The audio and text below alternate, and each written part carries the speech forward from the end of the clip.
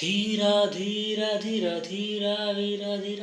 So Vikram mass Rampage ఒక రాత్రిలో జరిగిన రక్తి కట్టించే యాక్షన్ డ్రామా. సో ఒక రాత్రిలో జరిగే కథ అనగానే మనకి వెంటనే ఖైదీ గుర్తొస్తుంది. కానీ ఈసారి చిరణ్ విక్రమ్ తనదైన స్టైల్లో విభిన్నమైన టేకింగ్తో ప్రేక్షకుడిని మెస్మరైజ్ చేశాడు. యు అరుణ్ కుమార్ దర్శకత్వంలో వచ్చిన Veera Dheera Soora technical brilliance, intense action, mind blowing camera వర్క్తో రఫ్ అండ్ టఫ్ మూవీ లవర్స్కి పూనకలు తెప్పించే సినిమాగా నిలుస్తుందని చెప్పాలి. సో ఇందులో హీరోయిన్ మనకు గుర్తుందే ఉంది, ధనుష్ చెల్లెలుగా రాయన్లో నడిచిన హీరోయిన్. సో కథ విషయానికి వస్తే రవి, పృథ్వీరాజ్ కొడుకు కర్ణ, సూరజ్ వెంజా రాముడు. సో ఇద్దరు పోలీసులు టార్గెట్ ఎన్కౌంటర్ ప్లాన్ చేస్తారు. ఎస్పీ అరుణగిరి, ఎస్జే సూర్యకాంత్ ప్లానింగ్తో రెడీ అవుతాడు రవి. ఇక్కడే రంగంలోకి దిగుతాడు కాళీ విక్రమ్. తర్వాత ఏమైంది అసలు, ఈ బిహేవియర్ ఓవర్ నైట్ మారినట్టు అనిపించింది. కాళీ ఎవరు, ఇదే ఈ సినిమా అసలు ట్విస్ట్.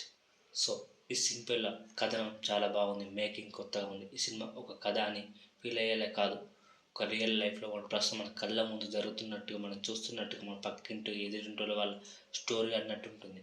సో ఇది యాక్షన్ థ్రిల్లర్ చూసినట్టు ఉంటుంది. మొదటి ఒక 10 మినిట్స్లోపు మిస్ అయితే కన్ఫ్యూజ్ అవ్వడం గ్యారంటీ.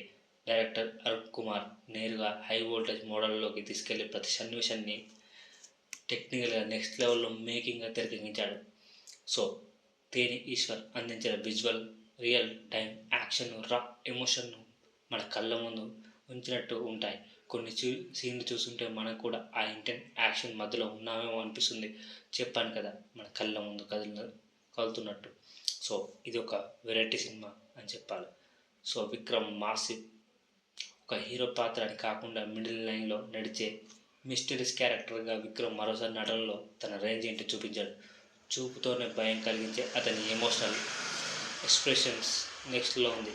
ఇదే క్లైమాక్స్లో పిక్స్ అని చెప్పాలి.